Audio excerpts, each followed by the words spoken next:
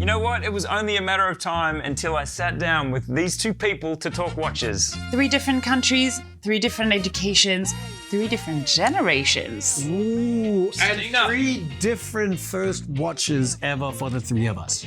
With 3 suggestions for what might be your first luxury watch. Tune in to A Matter of Time, Episode 1, Ground Zero. Come with us on the journey.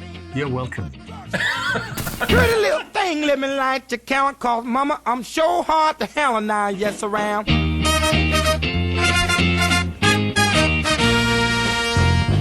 Welcome to A Matter of Time, a podcast that I just really want to exist. That's why I brought 2 people that I have spent a lot of time with, and yet it's never enough. So it was only a matter of time until I said, guys, meet me in London. Let's do the thing. Let's actually sit down and talk, and selfishly, I can get the answers that I seek about you. How do you feel about that? I mean, you're here. We kind of jumped into this adventure together, but also sharing the exact same thought is we didn't want to create another watch podcast talking about another thing that everybody has talked about, more in a free spirit, kind of sharing our experiences, what we think, not be tied to anything or anyone. And I think we're about to do a pretty good job at that. Well, let's see. I mean, we've got to start where all watch podcasts start. Oh, God. With a wrist check. This is your favourite thing, Ellie said. Whatever you do, Are you gonna I don't tag want a wrist check. Watch fam under it? As long as it's hashtagged, yes. I'm wearing a Panerai You can put it down. Submersible 42 Quaranto. 42. Okay, excellent. It's a 42. Today, what we're going to talk about, we're tossing around ideas for what we could talk about in the first episode, and it just unanimously was decided that it would be the watch that gave us our first taste of watches, our first experience of this hobby that has taken our lives over, and we will share what that first watch was, and I can tell you there's a clue in mine. Ellie, what are you wearing today? So I am currently wearing an Elegant by FP Journe, which is a watch that I have been fond of the very first day it came out in 2013. It took me more than 10 years to buy it for obvious reasons. And what I particularly like in the one that François Paul agreed to make is that he stopped doing the version with ceramic inserts, just because they are too fragile, too thin, too complicated. It's still a titanium case. You still got diamonds on the side. It's a matching rubber bracelet. This powder pink is very subtle, and it's got this electromechanical movement, which we do love, with this little movement receptor here where when you put the watch, it stops for 30 minutes. And whether you take it back in 7 days or even 7 years, you put it back on your wrist and it goes back automatically to the right time. Obviously, if you haven't moved, change countries, this and that, but it's the magic about it. And if you don't even touch it, you only need to change the battery every 18 years. So if you are crazy enough to be listening to this podcast without the visual medium, please go and find your nearest internet cafe and watch footage of. You need to see this watch in person is what I'm saying. Yeah. Kristian, you are taunting me and triggering me with that Daytona. Yeah. Tell the people. Well, I'm wearing the 5-digit Rolex Daytona black dial. Absolute smasher. But this is, it's called Patrici because it's actually a Rolex Daytona with a mistake in the lacquer of the subdials. See, they turned this sand color. You can get them even more tan, more brown if you like, but it was a mistake in the lacquer of the dial. It's named after auctioneer Osvaldo Patrici, who was head of antiquarian auctions back in the days. And I believe Mr. Osvaldo Patrici was the first to teach the audience about the mistakes on a Rolex Daytona. Hence, I'm wearing a Rolex Daytona Patrici. And you know, the thing that just makes me crazy for this watch, and I will own not that watch particularly, maybe, though, Kristian, if I come up with enough money for an offer, but you can taste those subdials. You know what I mean? They just look like you just biscuit. You want a coffee with those London biscuits. Yes, exactly. A scone. I'd like a scone. Look, what I love about Ellie in particular, there's many things I love about you, Kristian, but Ellie's straight-talking nature just is an endless ride. You just never quite know where you're going, but you're going to a very it's a thing. The straight talking Eleonor Picciotto vibe. You said, why would people listen to it? Why would we do another watch podcast? And we had a very clear idea of what was different about this one. But you probably may or may not know us, but you may be asking yourself, why should I listen to the U3? What do you know about How legitimate watches? are we to speak about watches? Exactly. So, Ellie, why don't you make your sales pitch to our viewer or to your camera saying, this is why. So my name is Eleanor Picciotto, as Andrew very kindly introduced us. I was born and raised in the watch industry. My father has been a retailer for more than 36 years now, and he's grown into become not only a hero in my mind, but he's grown into an eminent and very influential person in this industry, having done bold moves, having made bold choices, having launched a lot of independent brands where nobody believed in them. Anyways, I was brought up around those stories, listening to the evolution of what the watch industry has become to what it is today. And I've met pretty much every single CEO of this industry. But at the time, I couldn't care less. I was 5, 6, 7, 10, 15 years old. Inside of me, I knew I was going to end my career in watchmaking. I just didn't know I was going to start in it. I moved to the US to go to college, and I studied and graduated with a journalism degree. A few weeks later, I get a call from Harry Winston, which in my mind, when I was 19, Harry Winston was a very American brand. Is it jewelry and watches or just jewelry? Jewelry and watches, because Max Busser created the whole watch department and introduced the Opus, which gave a great legitimacy to Harry Winston. I get the job. On the first day, I thought I was going to be working in PR and watches. Turns out they decided to put me in high jewelry events and marketing, which is where I discovered everything about jewelry, and I had no idea. Fast forward 2.5 years later, the Swatch Group buys Harry Winston, and then I get a call from Max Busser who says, well, we just opened the MBNF Met Gallery. It's like 2 months old. I need somebody to work in PR and marketing with Harris. I spent 2.5 years at MBNF, which I love, but at some point I couldn't breathe, think, work for just one brand. I had to go back to what I studied for, which was journalism. And so I left, and I decided to create a jewelry website called The Eye of Jewelry, just because you guys had done everything in watches. I wasn't going to be, because I was a girl, I wasn't going to create another watch website, watch blog, watch expert. And so I launched this website, and then I started getting calls like, well, you know a lot about watches. Don't you want to write about jewelry watches or feminine timepieces? And I became that expert. I became that person that pretty much every single magazine would call me to do, because nobody wanted to write about those watches. Fast forward 10 years later, here I am sitting with you guys talking about watches and still doing a lot of things on jewelry. So I kind of like to describe myself as a watch and jewelry expert, or the other way around. Well, that's a good pitch. I think you're in. Yep. Your spot is safe. Yep. Check. Check on that. Yep. Kristian, your story is somewhat known because you're very visible on Instagram, and you are truly one of the most influential watch people. I was going to say journalists. Would you call yourself a journalist? What do you call yourself?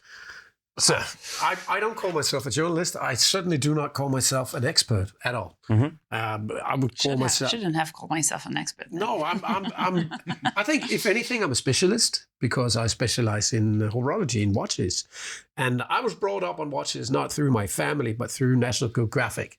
So during the 70s, many of the adverts of the first pages of National Geographic were wristwatches and cameras, mind you. Back then, the world was large. And every time you would have a new magazine of National Geographic, something new and exciting would occur. You would just, wow, everything was brand new. And the men inside the magazines, the mountaineers, the deep sea divers, the explorers, they would wear wristwatch. To me, they were heroes. So the watch became a hero product. And it's been ever since. I think the most exciting men and women in the history have been wearing great watches. I was in advertising. I was trained in London many moons ago, and I've always been interested in watches. So since I was a kid, I recall when I was 6 years old in National Geographic, I saw the Patek Philippe Nautilus the jumbo, the reference 3700. I saw it not because of the watch, but because of that sword that was pictured in front of the watch. And it wasn't necessarily until a few years later that I realized, oh, look at the watch. Today, many years later, I've published 8 books. My first came out in 2001. Today, I've, as I said, written 8 books on watches. I host watch-related events. And I have a little shy of 160,000 followers on Instagram. I spend a lot of time on my phone. Sorry about that. Don't we all, if that was a crime, we'd all be doing more time. That was a good pun, actually. But Chris, you host with the most. Yeah, how did you get into this industry? It's funny. Your story there reminded me that my first ever memory of reading about a Swiss watch was from a Clive Cussler novel. And that was Clive Cussler was like a pulp fiction writer who had a hero called Dirk Pitt.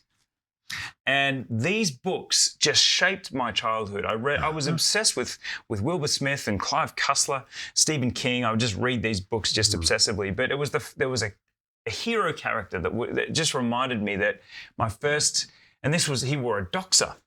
And the circle would complete many years later when mid-watch career, I end up bringing Doxer to Australia to be its first ever distributor. You did? Yeah, so it's funny because but all of this retail stuff, distributor stuff, absolute furphy, absolute red herring, has nothing to do with my life, my career, my studies, my plans for myself. It was all a big happy accident because I was originally studied law and literature and creative writing at university. I did a master's in creative writing. And you know how to write. I thought that I was going to be a writer. I thought I was going to be a novelist. That's what I wanted to be.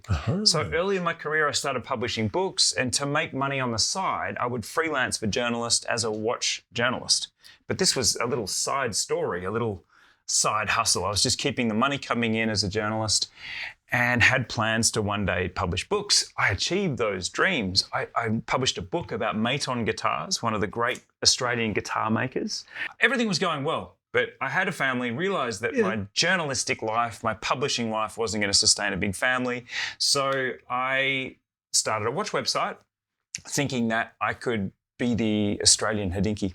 Just going to put that out there. Hodinkee was big in America. There was nothing like that in Australia. And you succeeded. I succeeded in that, but then also came to the end of that rainbow and realised I can't support my family even with Time+Tide Australia as a media website.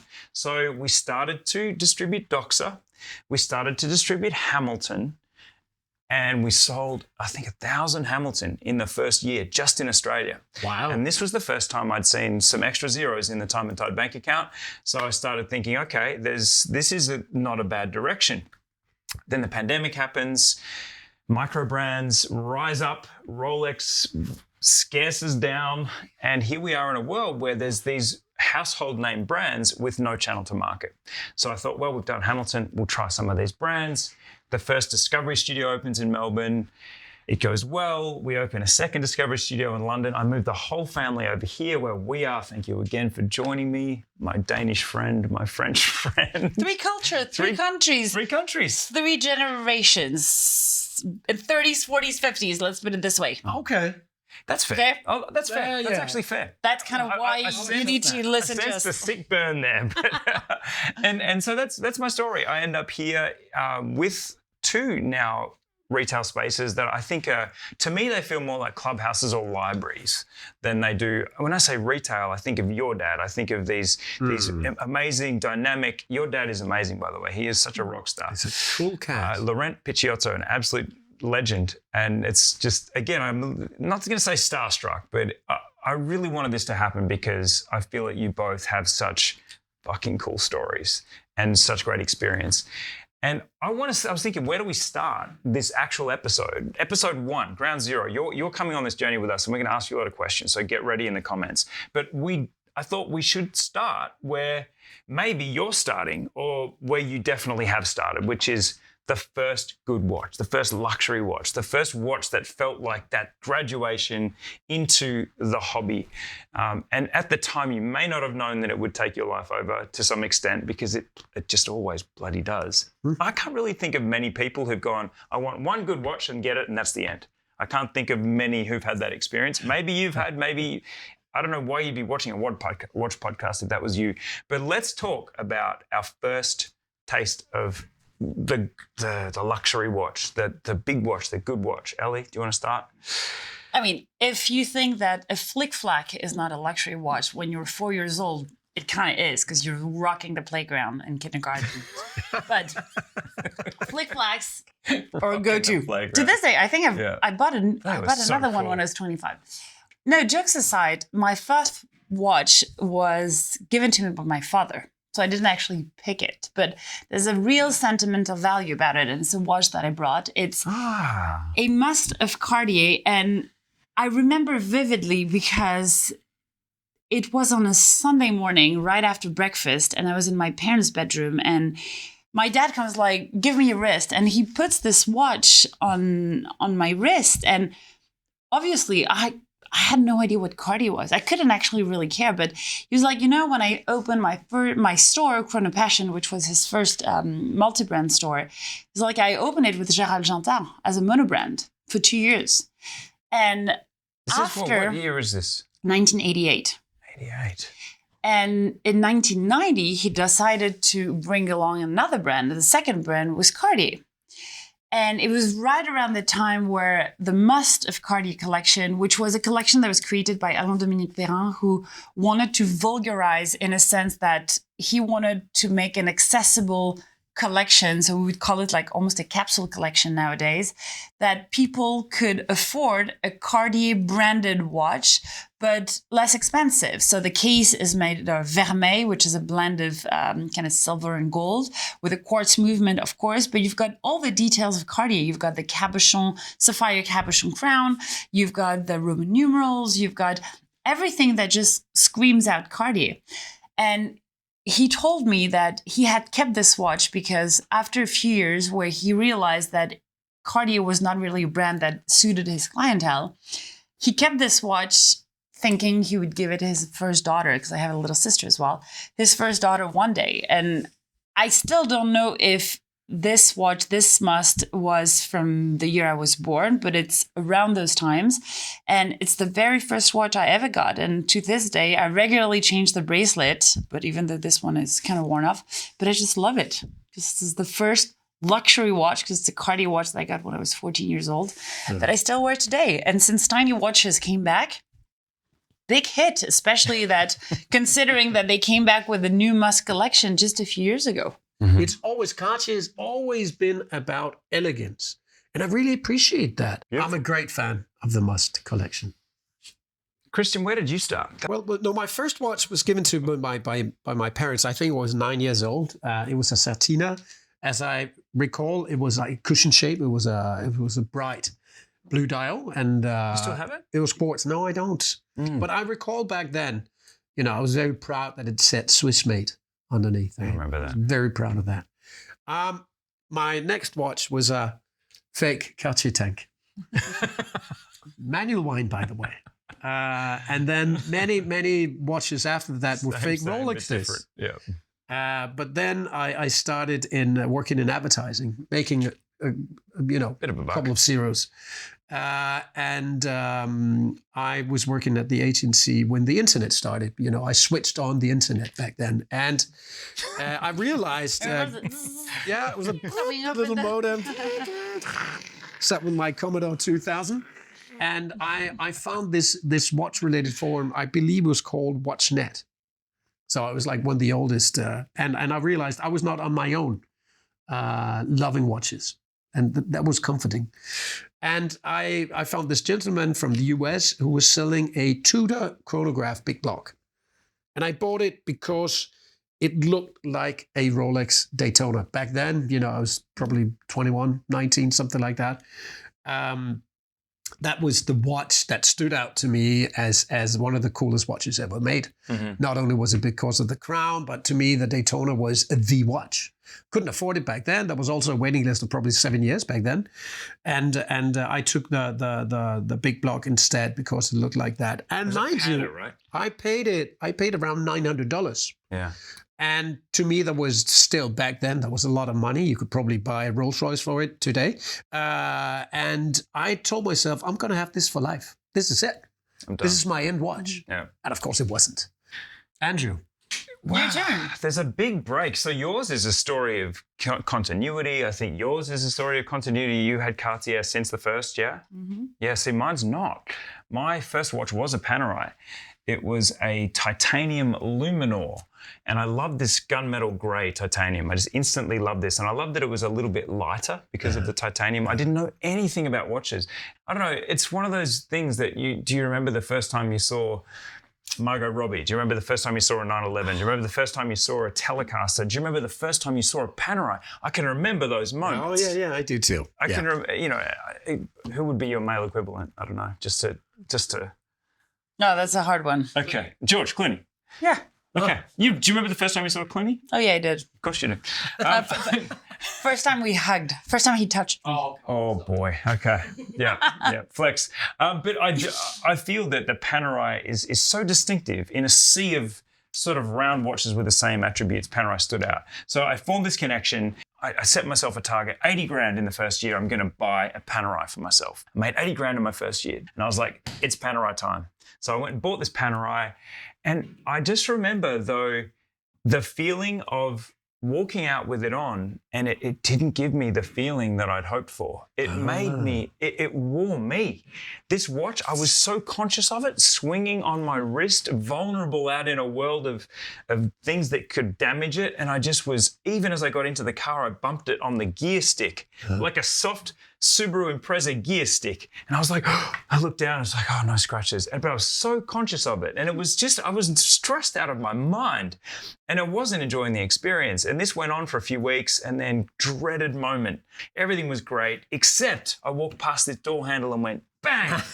And I looked down, I'm like, it's broken, it's definitely broken. And I looked down, there was a chip out of the sapphire crystal. And that just speared me. And I was so upset. And then I got upset about being upset. I'm like, I'm not acting my wage. I can't, this is not for me. I'm never going to be into watches. And I actually did sell it. I was so upset about the fact that I'd chipped it that I was like, this is just not right for me. So I sold it. And then I haven't had a Panerai since. And then I'm announcing on this episode 1 that this is my first Panerai since. So I've come back to it. But that was my first taste of luxury watches. And if we're talking about forbidden fruits, this was a fruit that I tasted in 2005 or 6 and just went, no, not for me.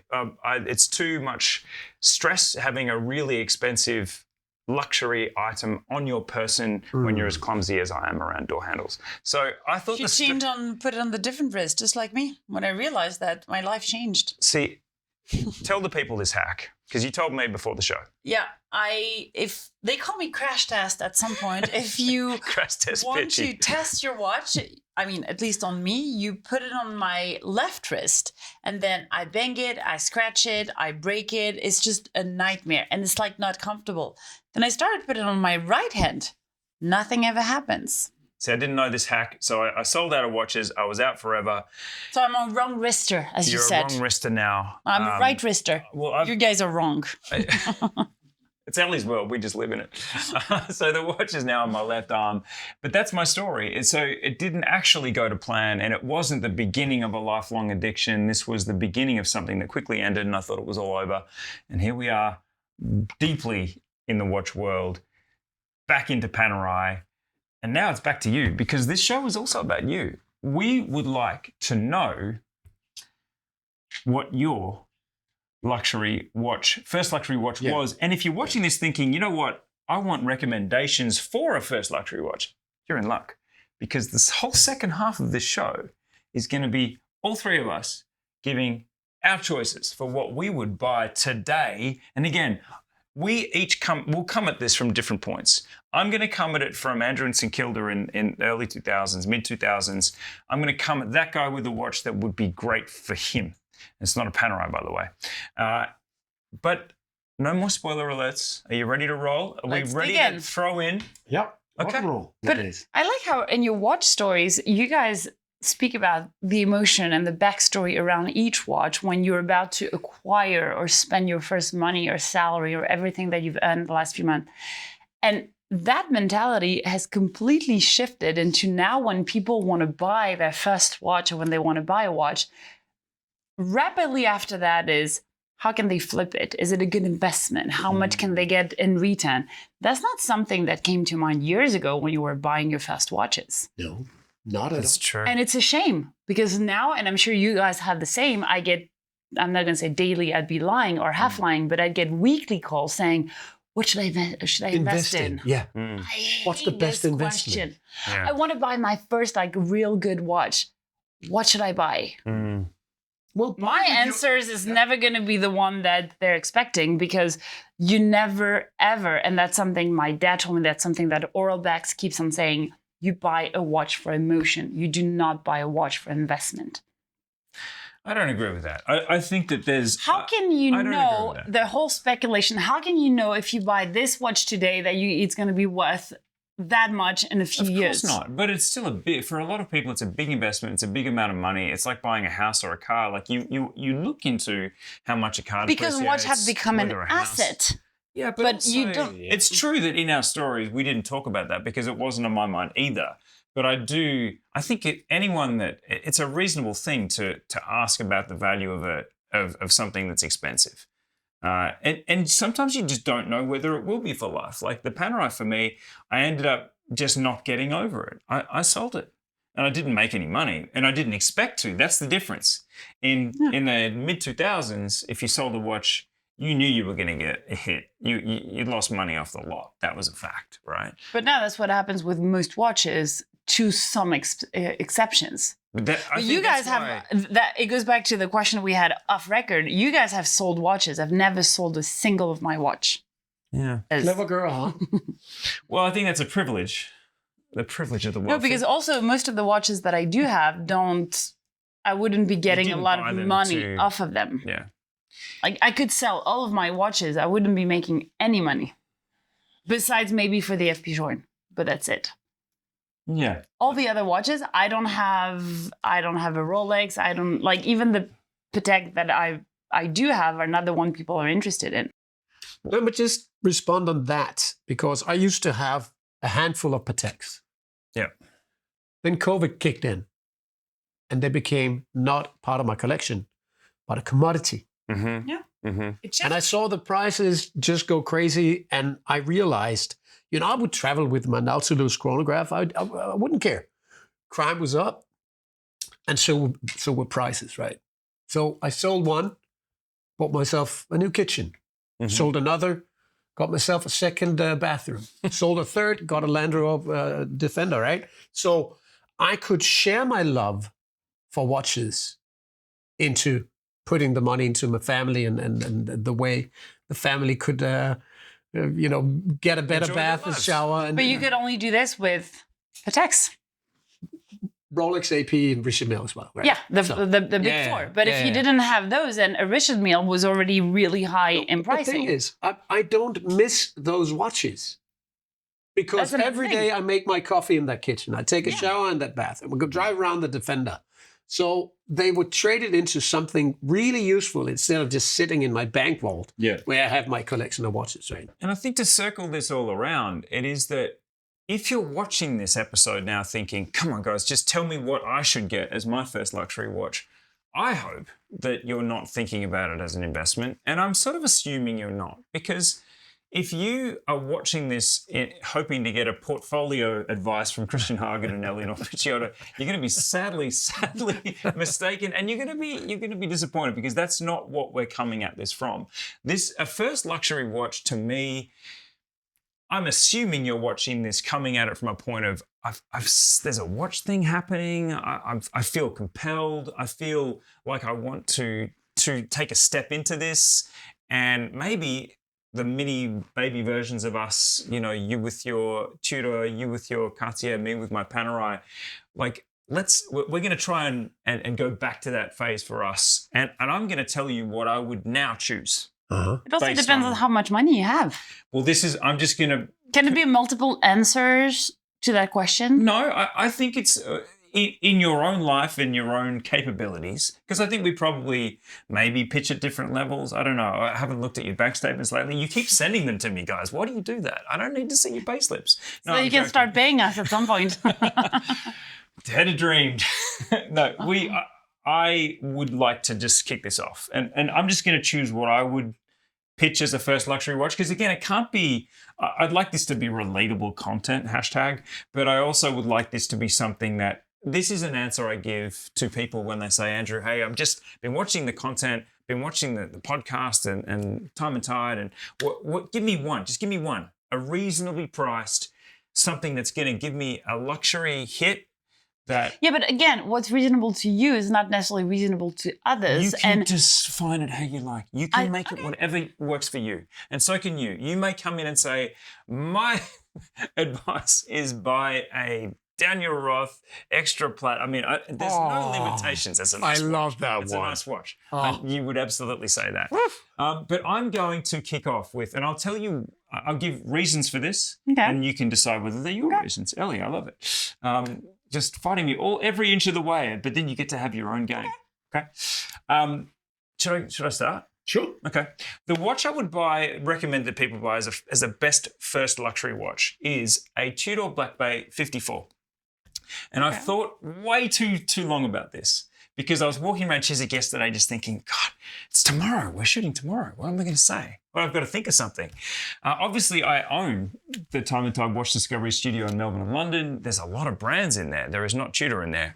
See how he name dropped his thing? But I'm about to not give myself the win. I'm not giving myself a sale. I'm giving a sale to Tudor, because I feel that a micro brand, a small independent brand, in my life, in my world, still, that does not necessarily scratch the luxury itch. So I'm going for a big box brand. I'm going for a brand that has multi-generation, multi-century brand equity, not just 5 years, Richard Benz, 10 years, Etienne and Baltic, or less. I think they're less. But these brands, they have a small history. I'm choosing Tudor Black Bay 54 for all these reasons. Number one, it has gilt touches. So it has a real luxury little twist. There's a bit of gold in there. So you're looking at it thinking, this is not just a utilitarian dive watch. This is something that has a luxurious element.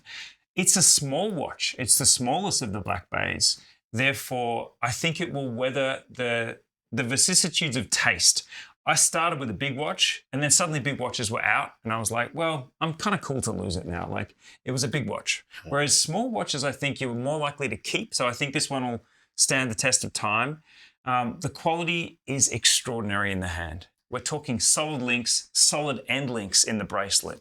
It feels luxurious in the hand. It feels solid. It delivers on an expensive product in that you hold it and go, this feels well made. The links are screwed as well. There's a few luxurious touches there.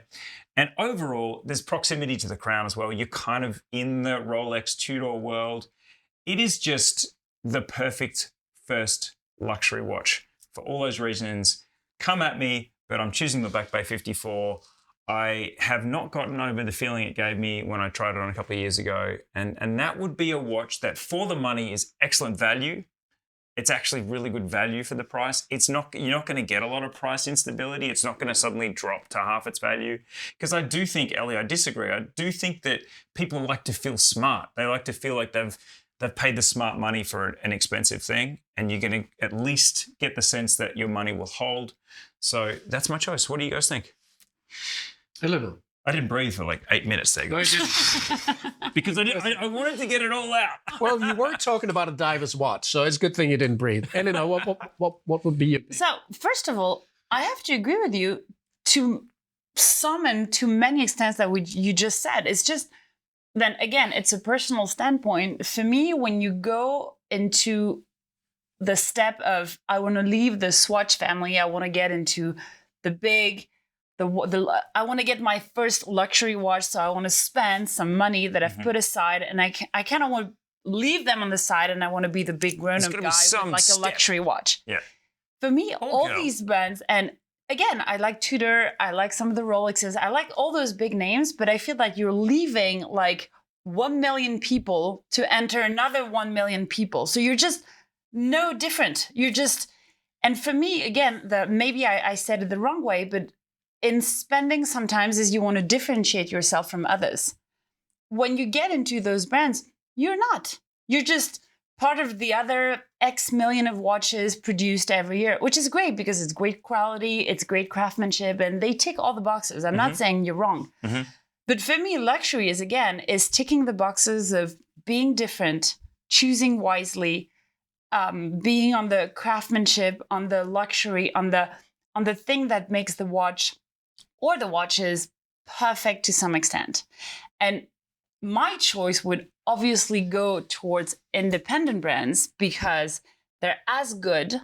They make a smaller production, a more limited production. So you feel even more exclusive because not so many can get those watches. Again, regardless of the price. And I would choose, and there's so many independents, and we're going to be talking about this in another episode, but I would go with the Louis Erard. And the reason why, that's the thing. So the reason why is that first, they only make it 178 pieces, regardless of the edition. It's always the same price. So it's 3,500. Is that right? Yeah. It's always, and whether it's with Vienna Halter in a collaboration, whether if it's a wood marquetry of only a guy who makes it in the middle of God knows where, and he usually makes it for all the big names, and those watches cost thousands. Yeah. For Louis Erard, 178 pieces, 3,500. Take it or leave it. And for all the limited editions, and this came to mind because we did this as a gift for a friend of ours who turned 40 and wanted to get his first luxury watch, literally quoting. And we got the enamel grand feu dial, which, as you know, is the most complicated way of working on enamel. You will never find a watch on the market that is less than probably 30,000 pounds, euros, dollars, you name it, because of the complexity of and the uniqueness of the craftsmanship. You want an enamel grand feu dial? You get a Louis Erard watch for 3,500, limited to 178 pieces. And I like the mentality of what, obviously, Manuel Lemsch is behind the brand, and he's not like the outspoken CEO, but when he took over the brand, he wanted to give back to what watchmaking, craftsmanship, artistry, and what genuinity is at an affordable price. Because now when we want something extraordinary, whether if it's a complication, it's a métier d'art, he hasn't done gem setting yet, but it's always with high numbers because it gives a reason to the brand to justify the price. Being in the jewelry industry as well, I can tell you the margins they make whenever they put a diamond or a gemstone or a hard stone dial. But we're not going to get into this. Obviously, everybody has to make money. But my point is that this is I would choose a Louis Erard piece for all of these reasons that, to me, defines what luxury truly is. I regret not buying the Silverstein ones. The Silverstein Erards, the one. I could see you with those. Do you remember those? You can still find some. Silverstone? The Silverstein. Alan Silverstein. Yeah, Alain Silverstein. Remember those pieces with just... You know that he did a tourbillon. Camouflage one. Yeah, it was a triptych. It was a box with three. The triptych, Louis Erard times Silverstein. Yeah. Ridiculously good. You would get the cheapest tourbillon on the market. I feel like I want to change my answer now. You've done such a good job there, really. God damn it. Okay, Kristian, no, I don't. I'm sticking with Tudor. We've got a good mix. Tudor. I wanted to say Tudor, but listening to you guys talking now, I would go vintage. I would troll auctions, and I would find myself a decently well-worn Omega Seamaster 300 diver. Back in 1995, when James Bond would wear an Omega for the first time, I was crazy about this watch. And if you look at it, if you look at icons, if you like, which is an oddball to talk about, you can buy yourself a Submariner that pretty much looks like a Rolex Submariner now, but the price is very different. You want to buy a vintage Submariner, but like even more expensive. But you can find a very nice, and here's the thing, quartz. Yeah. Omega Seamaster 300 at a very decent price. maybe with a faded bezel insert, And I feel second like generation bracelet. the 30-year cycle is just shining on the Seamaster 300 right now. It's I feel a like perfect it's watch. coming back into focus. These pieces from the 90s, the Pierce Brosnan pieces. Exactly. Yeah. Exactly. The Pierce Brosnan, who is a cool cat, by the way. Yeah. He's cool on not being James Bond. Anyway, I would look for quartz. It's still 40 millimeters, like the manual, unless you want to go for 36 millimeter. But with 40 millimeter blue dial, the wavy dial. But to me, that was an important piece. I bought it in the US. I had a guy, run to the airport to have somebody pick it up for me and fly back home to Denmark. And I was like, wow, this is a proper watch. And it wasn't a Rolex. I can still see that with you right now. It's a cool piece. Yeah. And as an entry into collecting watches, once you've saved your money, got your first proper job, I don't know, your third divorce or something you want to celebrate. I like the third. Not the first, not the second, the third. Yeah. Wow. If I have 3 divorces, I will not be celebrating, my friend. I will be coming and living in your country, your summer house. You know what? I do have questions for you guys, because now that you've raised the question, is like, as your first luxury watch, can it be quartz? Why not? Absolutely. I mean, should you be crazy about mechanical watches in order to collect watches? This is quartz. The tank must is a quartz. Yeah, but I didn't choose it. No, but you didn't care. That is true, but I was 14. That's the thing. But I was 14. I mean, I was selling fake Rolex watches. I still don't care. I bought a Benoit from Cartier, which is quartz, but it's more a piece of jewelry that I do wear with stacking bracelets next to it. I'm not gonna lie. Also, the Benoit is a tiny watch. Look, I think if we step out of this discussion and think, can it be quartz? We are a watch podcast and speaking to people that are watch curious and already addicted. So I think, yes, it can be quartz, but is that a luxurious experience of a wristwatch? I would say no. I would say it's not as luxurious in the sense that you're not getting the full philosophical hit of an analog product. So I have said yes, it can be quartz. Yeah, but would you rather have... But again, you watching will have your own definition of luxury. So there'll be many out there who say, oh yeah, of course it can. Like, to me, it doesn't matter. So this is why we learn more about each other from the way we approach this than the watches we chose. So you approached it from what you consider to be a luxury in life, which is to stand out and to have self-expression and to have something that doesn't not everybody can. In a group. Not everybody can get. Whereas mine, interestingly, and perhaps telling, but it's a monetary standpoint. No, it's not. Tudor isn't a big money flex. To me, it's more just the best value for money big box brand with brand equity is Tudor. And then you've come at it from a totally different view as well, which is sort of this culture and value, because there's such great value in those watches on the secondary market. And it brings you into, to me, Omega, Bond, and that whole cultural thing, that's luxurious. That's Brosnan in a suit. That's a man who's living his best life in this kind of cinematic world. Look at the smile on his face. He's living it again. No, but he's just like seeing himself and like in a Defender with like the James Bond suit and like wearing the Omega. That's how I see him too, though. That's literally how Kristian, the whole world the is hero Kristian. Product. Yes, back to geographic. Right? The hero product. James Bond was a hero of mine, right? Yeah. All of us, I guess. It was a big thing since Dr. No 1962. I mean, it was a big thing. And the watches have had such a big role in the James Bond movies. And I know that we've nailed the assignment because I still want a 54. I now want a Seamaster 300. And now I'm going to be Googling Silberstein Erards. We all deserve an Align Silberstein watch. I think we all do. I think we should all get matching ones. Look, we've nailed the assignment. Now, at the end of this, at the end of nailing the assignment, I want to have an icebreaker. Okay. I just pick a card out of here, any card. Just pick something. So this is Andrew's own version of Cards Against Humanity.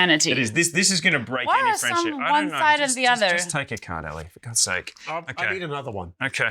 Because we already discussed this. Okay, so we know the answer. All right. So this is just a way that we break the ice before we finish the show. Ellie, you go first.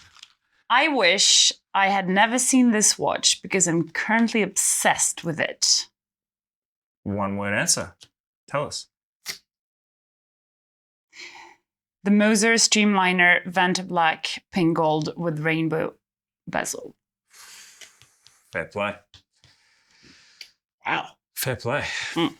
That is raunchy. That's big guns being shot right there. This is wow. That's both barrels. In 3 years. In the face. Wow. In 3 years? It's been 3 years. It's been 3 years. That. It's still in your mind. Wow, that is commitment to an Yeah. idea. Well, this one took 10 years. It's not the same price range. Let's put it this way. Kristian, what's on your card? If I could cure myself of my watch addiction, I would replace it with. Oh boy. Oh boy. Bomber jackets and Red Wing boots. You've already got that, man. Not that many as I do have watches. Okay. Denim shirts. Also. A watch denim shirts. I need more than just one. I was hoping for something like dark and not so visible. A watch I've been holding on to for way too long is the Omega Ranchero, which I've told bits and pieces of this story before. It's broken. And it's confirmed why I don't like vintage, because it's broken. Don't buy vintage. I mean, if you're going to buy a vintage Omega Seamaster 300 from the 90s, that's fine, because those movements were bulletproof as well. That's fine. I just need to, if anyone wants to buy an Omega Ranchero, I'm ready to let go, because the small second hand fell off. Well, I haven't repaired before. That's a small repair, man. Okay, well, also, if you could fix my Omega Ranchero, I'll hold it for another 10. Every time I look at it, I'm like, I'm not a vintage guy, and there's the proof. I think it just, I might have, like, a mosquito might have farted on it, and the hand fell off. Anyway, that's my answer. That's a message to Mr. Ashleyman of Omega. Can you fix Andrew's Omega? Thank you. Well played. Wow. Yeah, also nailed the assignment, and we spoke over each other the whole episode. I feel like our work here is done. That's on to the next. On to the next. Thanks for watching A Matter of Time. This is a show that is also all about you. We are going to commit to read every single comment. We're going to answer as many comments as we can. You both look shocked. Did you not know this was part of the assignment?